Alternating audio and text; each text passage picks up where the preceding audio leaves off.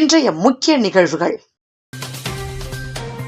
புதுச்சேரி மாநிலத்தில் 9,44,211 பேர் வாக்காளர்கள், 16,619 பேர் நீக்கம்.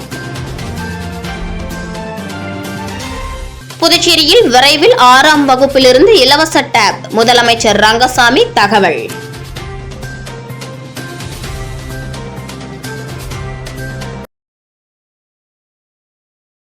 புதுச்சேரியில் 6ஆம் வகுப்பிலிருந்து மாணவர்களுக்கு டேப் வழங்கப்படும் என முதலமைச்சர் ரங்கசாமி உறுதியளித்துள்ளார். புதுச்சேரி மாநிலத்தில் உள்ள அரசு மற்றும் அரசு உதவி பெறும் பள்ளிகளில் 2022-23ஆம் கல்வியாண்டில் 12ஆம் வகுப்பில் பயின்றவர்களுக்கும் 2025-26ஆம் கல்வியாண்டில் 11ஆம் வகுப்பில் பயிலும் மாணவர்களுக்கும் லேப்டாப் வழங்கப்படும் என முதல்வர் ரங்கசாமி கடந்த 2025-26ஆம் ஆண்டு பட்ஜெட் உரையின் போது அறிவித்தார். அதன்படி புதுச்சேரியில் உள்ள அரசு மற்றும் அரசு உதவி பெறும் பள்ளி மாணவ மாணவிகளுக்கு இலவச லேப்டாப் வழங்கும் விழா இன்று ஏம்பலம் மறைமலை அடிகள் அரசு மேல்நிலைப் பள்ளியில் நடைபெற்றது. துணைநிலை ஆளுநர் கைலாஷ்நாதன், முதலமைச்சர் ரங்கசாமி ஆகியோர் திட்டத்தினை தொடங்கி வைத்து மாணவ மாணவிகளுக்கு லேப்டாப் வழங்கினர்.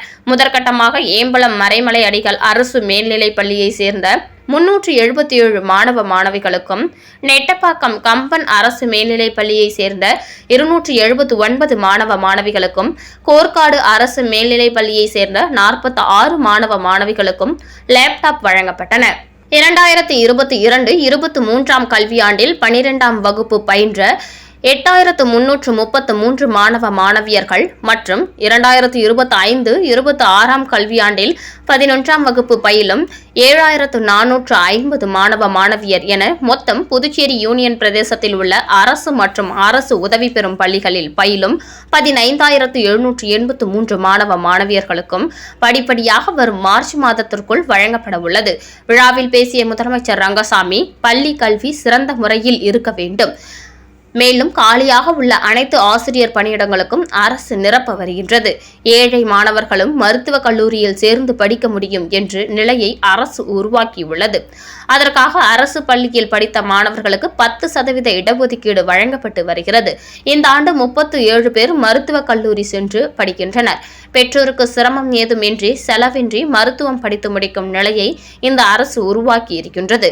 தற்போது மாணவர்கள் புதிய தொழில்நுட்பம் மூலம் அனைத்தையும் தெரிந்து கொள்ளும் வாய்ப்பு உண்டு.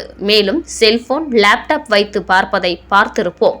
இருந்தாலும் 6ஆம் வகுப்பிலிருந்து மாணவர்களுக்கு டேப் கொடுத்தால் எளிதாக இருக்கும் என்று மாணவர்கள் என்னிடம் கேட்டிருந்தனர்.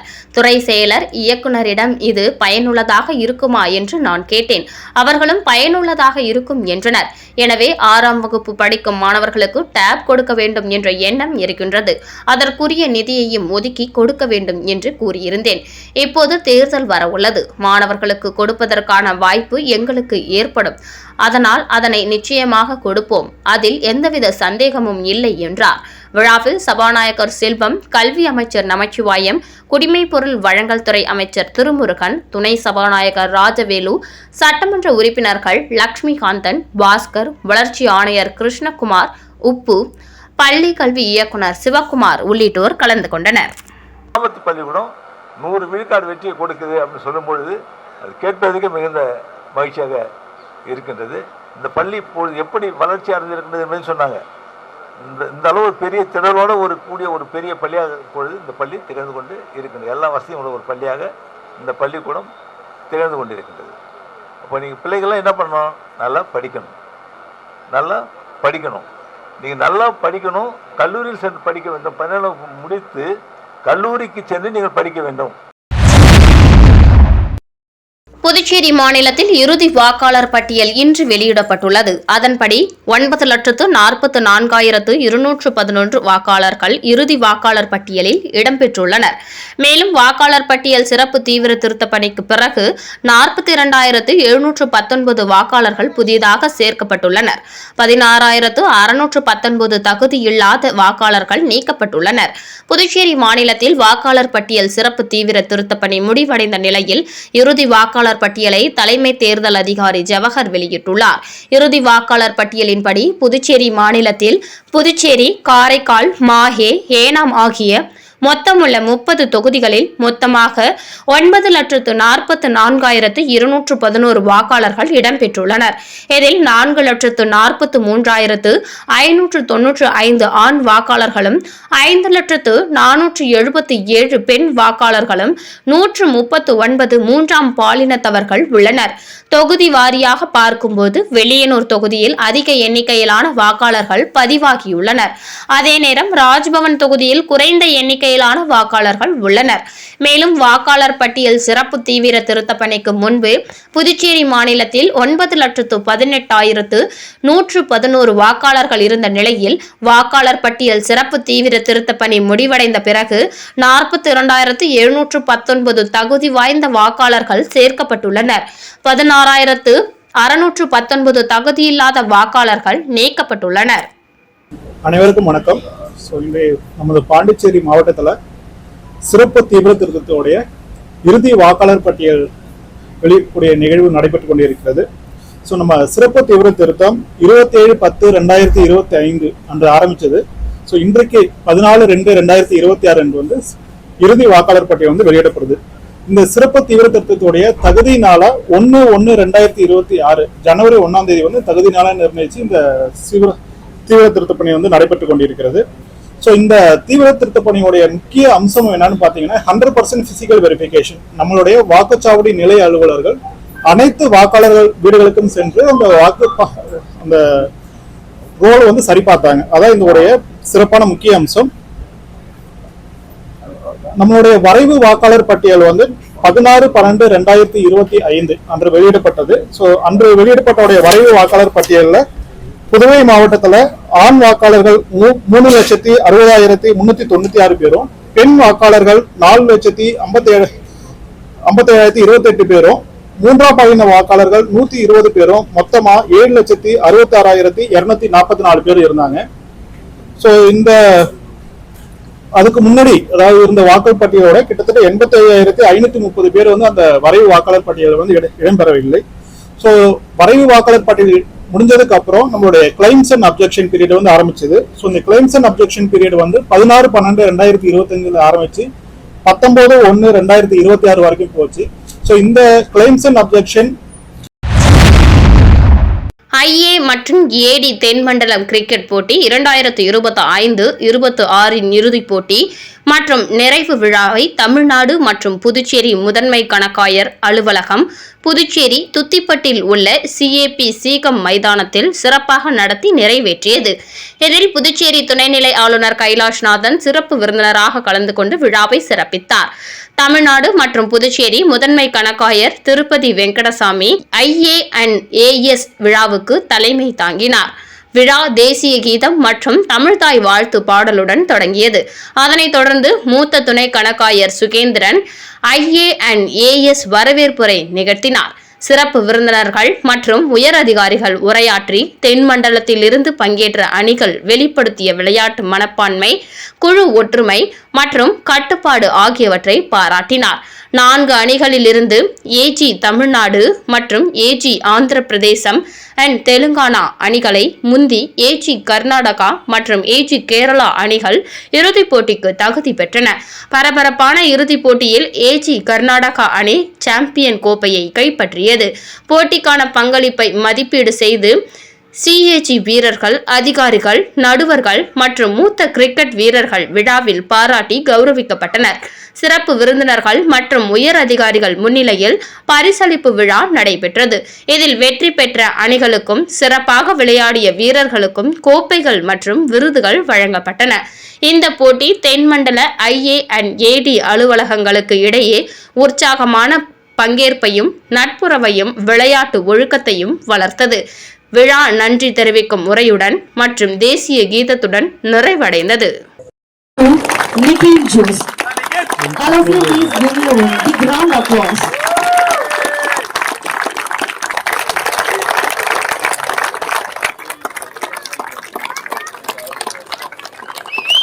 Importance of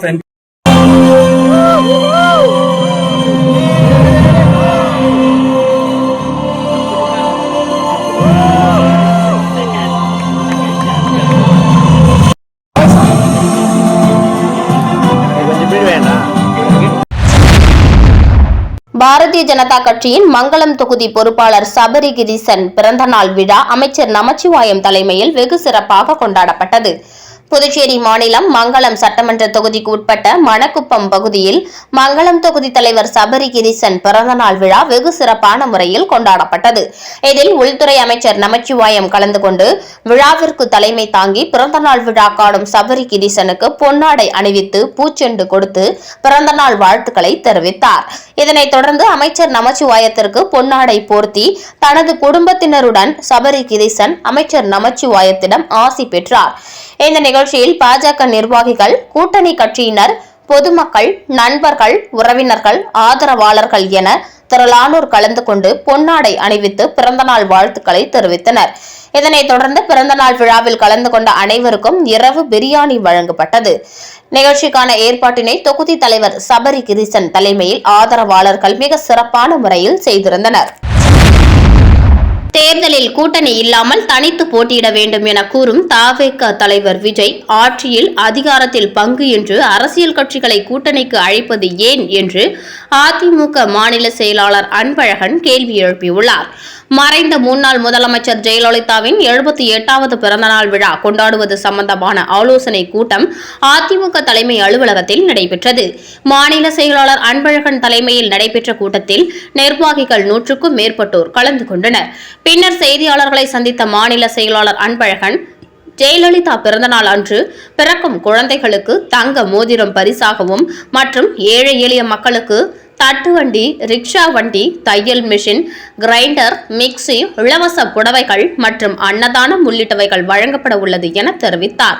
தொடர்ந்து பேசிய அவர், காரைக்கால் வருகை புரிந்த உள்துறை அமைச்சர் அமித்ஷாவை சந்திக்க என்ஆர் காங்கிரஸ் தலைவர் ரங்கசாமி மற்றும் லட்சிய ஜனநாயக கட்சி தலைவர் சார்லஸ் மார்டினுக்கு அழைப்பு விடுத்திருந்த நிலையில் கூட்டணி இடம்பெற்றுள்ள அதிமுக புறக்கணிக்கப்பட்டுள்ளது என்றார். தமிழகத்தில் மகளிர் உரிமை தொகை 3 மாதம் பணம் முன்கூட்டியே வழங்கப்பட்டுள்ளது. தேர்தலுக்காக இந்த பணம் வழங்கப்பட்டுள்ளது.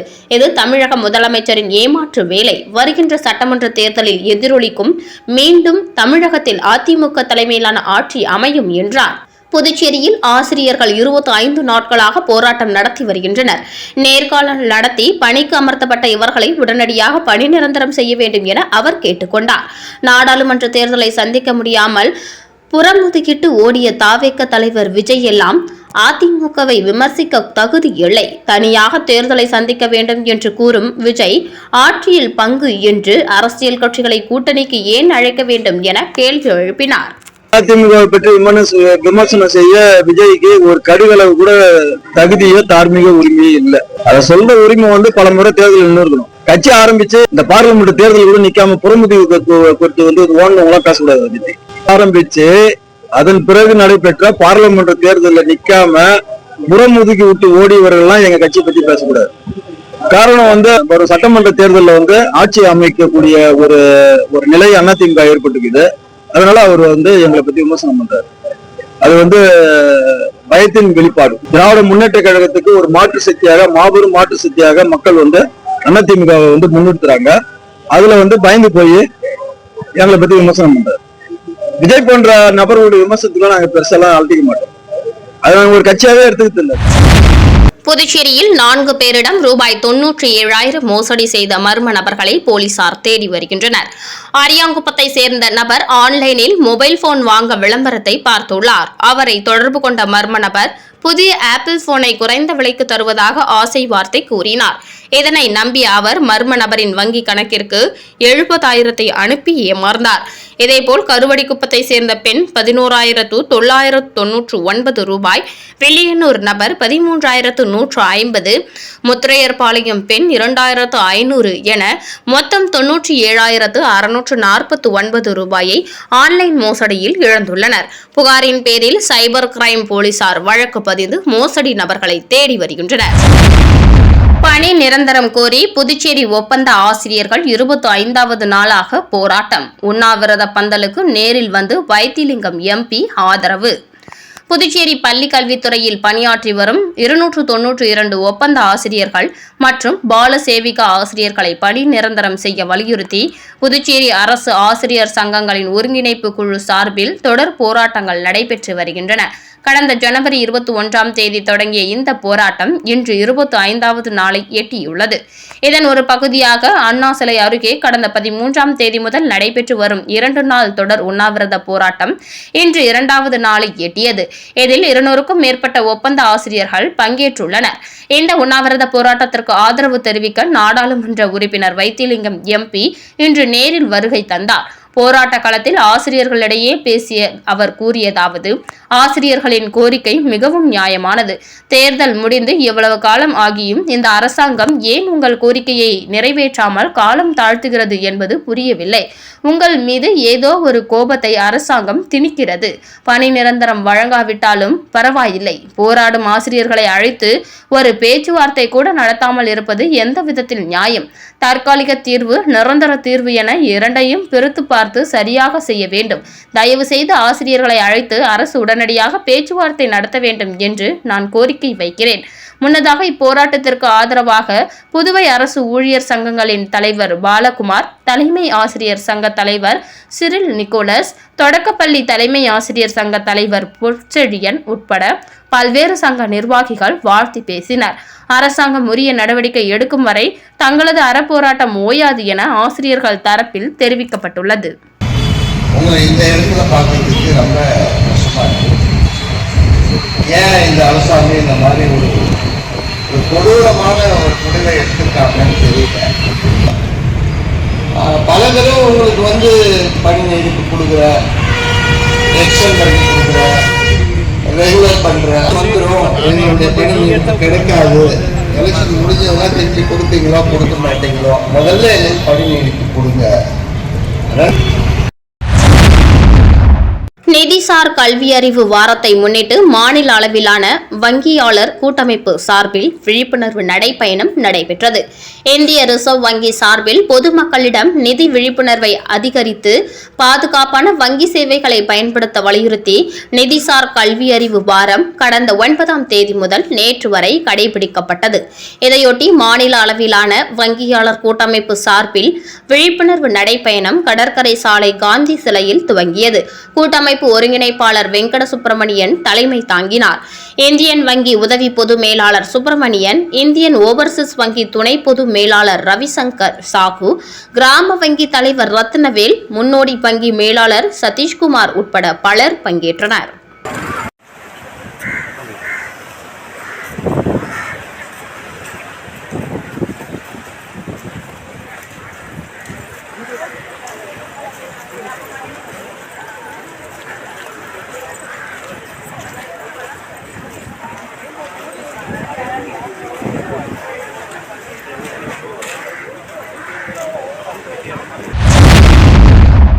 ஆரோவில் அருகே அங்காளம்மன் கோவிலில் பக்தர்களுக்கு மிளகாய் பொடி அபிஷேகம் உள்ளிட்ட 6 வகையான அபிஷேகம் வெகு விமர்சையாக நடைபெற்றது. ஆரோவில் அடுத்த ஆலங்குப்பம் அங்காள பரமேஸ்வரி அம்மன் கோவிலில் மயான கொள்ளை உற்சவத்தை முன்னிட்டு பக்தர்களுக்கு மிளகாய் பொடி அபிஷேகம் நடைபெற்றது. ஆரோவில் அடுத்த ஆலங்குப்பம் அங்காள பரமேஸ்வரி அம்மன் கோவில் மயான கொள்ளை விழாவை முன்னிட்டு கடந்த 12ஆம் தேதி கொடியேற்றத்துடன் துவங்கியது. விழாவின் முக்கிய நிகழ்வான இன்று தேர்வு செய்யப்பட்ட 3 பக்தர்களுக்கு 5 கிலோ மிளகாய் பொடி அபிஷேகம் மற்றும் தயிர், எலுமிச்சை, மஞ்சள், பால், இளநீர் உள்ளிட்ட 6 வகையான சிறப்பு அபிஷேகம் நடைபெற்றது. இதில் பல்வேறு பகுதிகளில் இருந்து பக்தர்கள் கலந்து கொண்டனர். விழாவிற்கான ஏற்பாடுகளை பஞ்சாயத்துதாரர்கள் மற்றும் ஊர் பொதுமக்கள் செய்துள்ளனர். மேலும் விழா முடிவில் பக்தர்களுக்கு கோவில் சார்பில் 1000 பேருக்கு சமபந்தி அன்னதானம் வழங்கப்பட்டது. மீண்டும் இன்றைய முக்கிய நிகழ்வுகள். புதுச்சேரி மாநிலத்தில் 9,44,211 பேர் வாக்காளர்கள், 16,619 பேர் நீக்கம். புதுச்சேரியில் விரைவில் 6ஆம் வகுப்பிலிருந்து இலவச டேப், முதலமைச்சர் ரங்கசாமி தகவல்.